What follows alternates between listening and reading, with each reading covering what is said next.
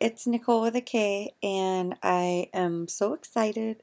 This is going to be one of our first trainings that we're going to do, and I get a lot of requests for things like over and over and over, so I'm going to show you those in like a bunch of different videos. So this video, we're going to learn how to do signs that you can set on your display, like on your table, or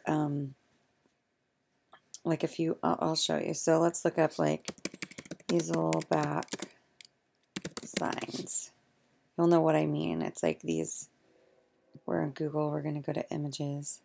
So signs like this that you can just easily pop up and put on your table. And we can do the signs in two different types of material. One is the foam core and the other is PVC. So if you're going to be indoors or outdoors, you'd pick foam core if you're only doing indoor things, and PVC for if you're going to do some stuff outdoors, so it'd be weatherproof. Anyway, so we're going to make some of these, and also the same concept will go if you use those clear sign holders. I'm going to show you those. Like if you have some of these, you could use the same design concept to stick one in there and then carry that around with you. These don't fold flat, though, is the only thing that I've noticed that is a downfall. I've broken them before. So these, the little easels, fold flat. So I'm going to show you, we're going to start off with a template, and you'll see the Easel Back Signs at GetMyBusinessCards.com. They're under Origami Owl, which you can go to order Origami Owl, and you'll see. I just have an example here, and this is what we're going to actually create today. We'll do a little bit different color variation, but you'll see that's how it is. And let's go to material. So you could choose your material, and you could choose your size. So there's half sheet, which is small, like a 5.5 by 8.5, which is just a half sheet of paper, or you could do full sheet. I'm just going to stick with the half sheet because I need more space on my table. I don't want to junk it up with like big giant signs when people will be able to read the smaller ones just fine. And I've had a lot of people ask for like they do little contests, and you want people to enter to win, and so you'll put those little notepads out that asks for their information and if they're interested in hosting a party and things like that, fundraisers, signing up maybe as a designer or just to get on your newsletter. So I would put those out in front of this along with a couple pens, and then have them fill those out. And then this, you could choose the amount that you want. If you just want to order the sign this way, you can actually do that and just choose what amount you want to give away depending on the size of your event. And then if you want to upload your own design, you just choose none. I'm uploading my own design. And then down here you would upload your file. So I'm going to show you how to make that file. So if you scroll down even more, there's templates right here. So let's do a half sheet. And since you have Photoshop, you can use the PSD file. PSD is a Photoshop document. That's what that stands for.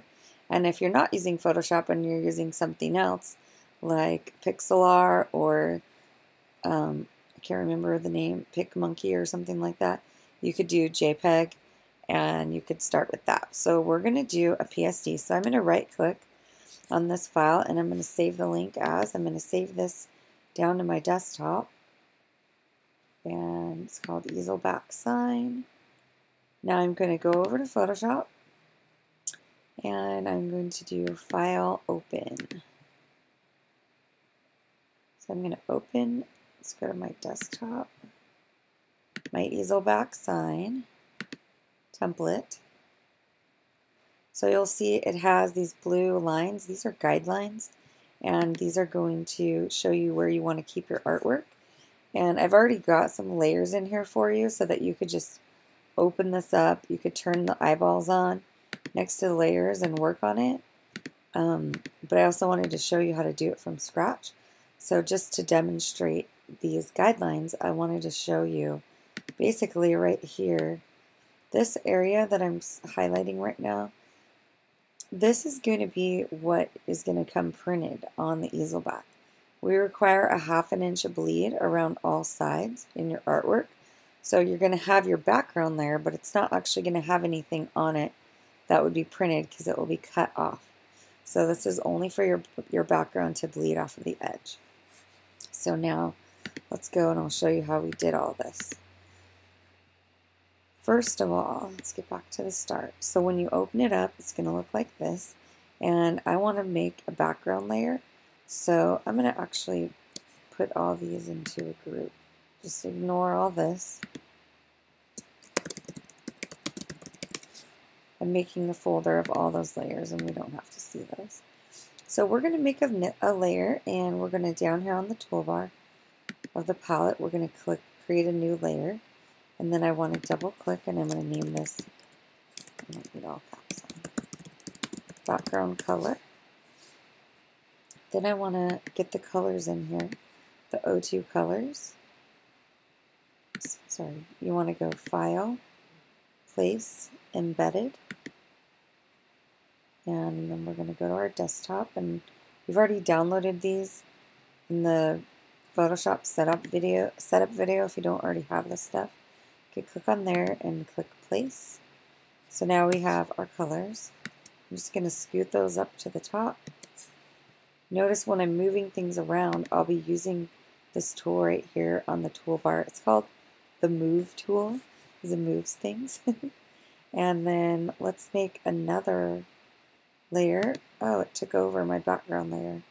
So we're going to make another one. We're going to double click background color. And then I want to always have my color chart on the top.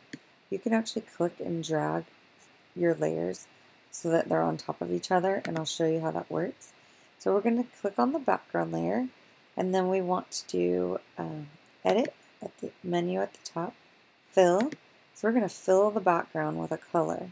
Now you could fill it with black or white or 50% gray, or you could do your foreground or background color, which over here on the left is your foreground and your background color. Or you could just choose color.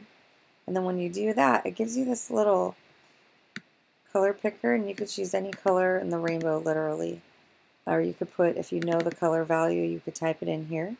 Like black is 00000, so 6 zeros, and white is all F's. These will always have 6 numbers. But since we already have the colors called out for us because we pulled that graphic in with the different color squares, let's say I want to do a pink sign.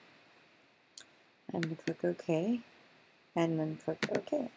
So my background is now pink, and you'll notice you could turn the layer on and off. You can't see our pink square because it's pink and it's blended in. Then what we want to do is add the hexagon pattern to give our background just a little bit of texture. So I'm going to do the same thing. Actually, I want to do it on a new layer. And then I want to do File, Place, Embedded.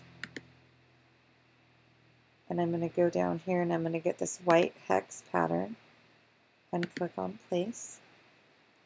And then over here on the crop to, not really sure what you're going to have. Any of these will work for this graphic, depending on what you're bringing in. So let's click on OK. So you'll see there's our hex pattern, and I want it to fill the whole background.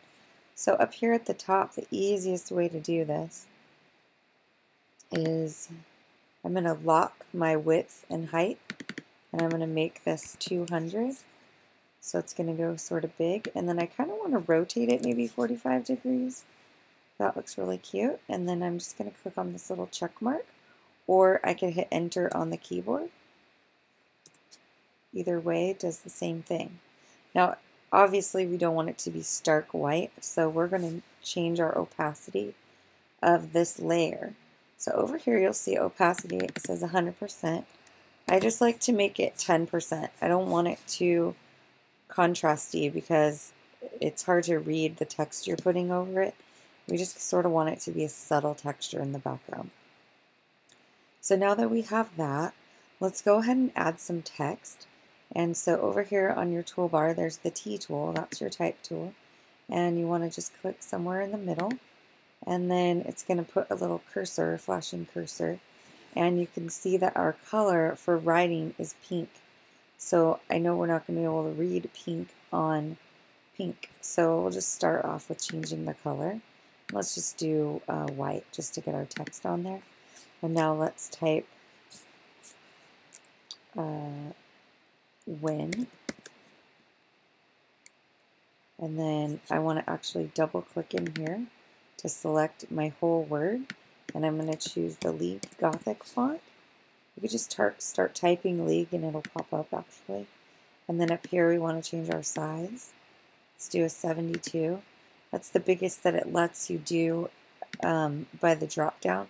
You can actually type in numbers here like 200, or another thing you can do is click your arrow, and then you can, on a Mac it's going to be Command T, and on a PC it would be Control T, and that's for transform. And you notice when you do that you get these little transform boxes, and what you're going to do is you're going to hold shift, you're going to drag one of your corners, and it will keep it from stretching. Like if you do it from here, it's going to change the font, and we don't want to do that. We want to keep the integrity of the font. So I'm going to keep my words inside of these inside guidelines. And I'm going to hit enter. So now I have my win word. Now I want to do enter 2. So, oops, can't spell today. Enter 2. So this is really, really big. You'll see now I have 2 layers over here with text. With these T's, they mean these are text layers. So you can actually click on win and move it around, or you can click on enter 2 and move it around. I'm going to do this in Pacifico font. So once I'm clicked on here, I can click on my type tool, and then up here I can type Pacifico. That is like really, really big. So I think I'll just change it to like 100. That looks good to me. I'm going to just scoot this up using the arrows on my keyboard. If you do that, this is like one at a time. If you hold the shift key while you do it, shift is like your magic button. It just makes things a lot easier and faster, and when you use your shift key, so we'll be using that probably a lot.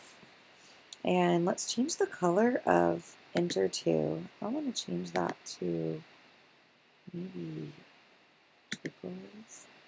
It's kind of hard to read the aqua on pink and the pink on aqua, so that might not be a good color choice unless you want to do a white outline around it.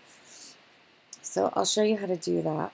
It would look really good in the O2 blue, but I want to show you the outline technique. So we're going to use aqua and click OK. And then let's go down here on your layers palette. There is this little thing, it says effects. It means effects, like EFFECTS, but it says FX. And then you're going to click on stroke, because a stroke is actually an outline around something, and it'll automatically default, probably not with white.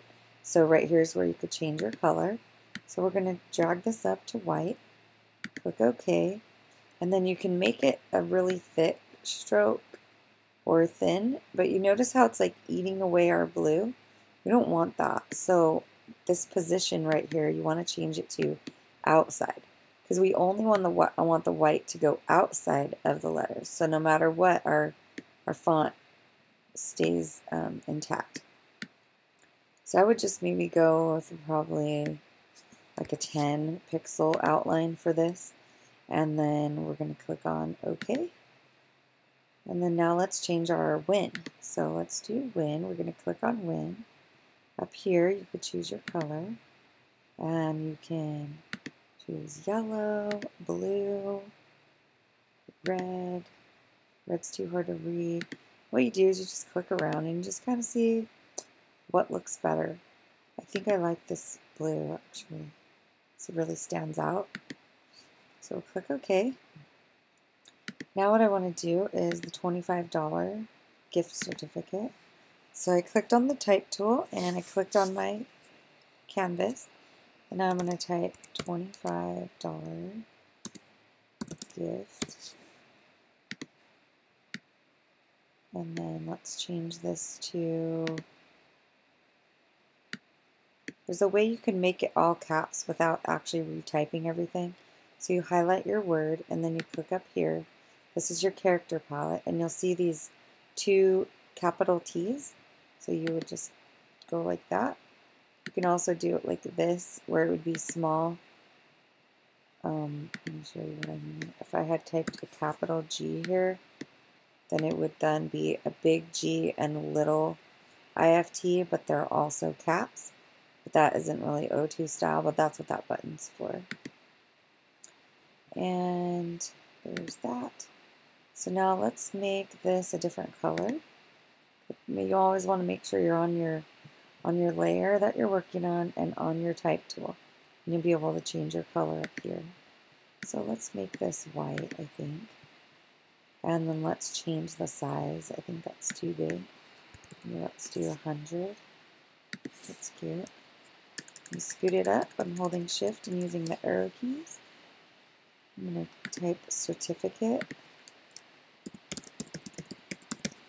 And I'm typing this in, it is showing up in uppercase because this little button is clicked, but I actually am going to use Pacifico font for this. So there we go, and let's scoot this over. Now we do not want to go outside of these lines. This is where it's going to be cut, and this is where we want to keep all of our information inside here. You never really want your text to go off of your page, so you always want to have like some sort of border of nothing like around, so it doesn't look like you try to cram too much stuff onto the page. It just looks nice, like a clean design. So I'm going to change the font size of this down. I'll do it the other way to show you. So let's go to edit, and then you can do free transform, which is the same thing as that Command T or Control T on a PC. And you can also go here. So if you wanted to just scale it, you could just go transform, scale, and then hold your shift key and then drag it down. And so there you go. That looks good. And we could scoot it. Oops, I just moved my guide. So I'm going to do Command Z. That's undo. I don't know if any of you guys wish you could undo things in life.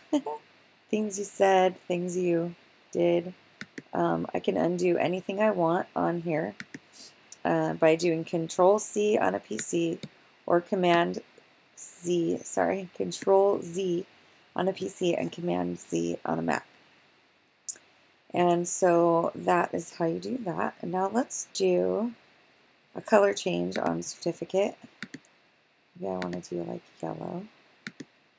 And then I think $25 gift is cute in white. It doesn't have to change to anything else. And then what we'll do is turn off our color chart.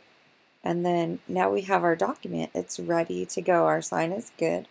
So I'm going to show you how you can save it for printing. So what you want to do is you're going to do, well, first of all, you want to save your file. So this is your Photoshop file and it has layers in it. You always want to save your Photoshop file in case you want to go in later and make changes. So you want to do File, Save As,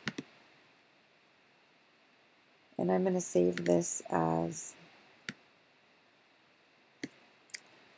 Enter to Win Sign Pink. Okay, so that's our pink Enter to Win. You want to make sure Layers is checked so it saves our layers. And then hit OK. You can leave this checked if it pops up. That way older versions of Photoshop can open it. So hit OK. And then we want to save it as a TIFF file for printing. So let's do File, Save As. And then down here in your Format drop-down, you want to go down to the TIFF file. The reason we save it as a TIFF file and not a JPEG when printing is because a JPEG will give it sort of this weird fuzzy look, and we want it to be the highest quality when we're printing. So you want to save it as a TIFF file. We don't need layers at this point because we've already got our layers saved in our Photoshop file. So what we're going to do is save it as a TIFF, and this little pop-up is going to come, And you could choose none or you could choose LZW. Both of those work. This is a lossless compression format for a TIFF file, and it doesn't really have to make sense to you why it works or whatever. This is just the format that we do when we save for printing. And then you want to just click OK. And so now we have our TIFF file. So let's go back over here, like we're going to order our sign, and we're going to go right here at Choose File. I'm going to go to my desktop. I'm going to find my TIFF file, which should be right there. And there's different ways to view your files on a Mac. You can choose the thumbnails, or you could choose just details, where you could see different pieces of information. You could do the column view, which kind of shows you all the different things. Or you could do cover flow. I like cover flow because it gives me details and previews. So that's the one I use. Anyways, let's click open right here. And so now we're ready to go. How many of these do I want? I really only want one, unless I want to get some for people on my team. I could, let's say I wanted to get 4, I would just choose that here. And then I want to choose add to cart. And it's really important when you choose add to cart, you'll see down here in the corner, it's uploading. The bottom left, it says 79%. So it's uploading your artwork. You don't want to refresh or go to another page until it actually gets added into your cart. So now you'll see I have my 4 signs.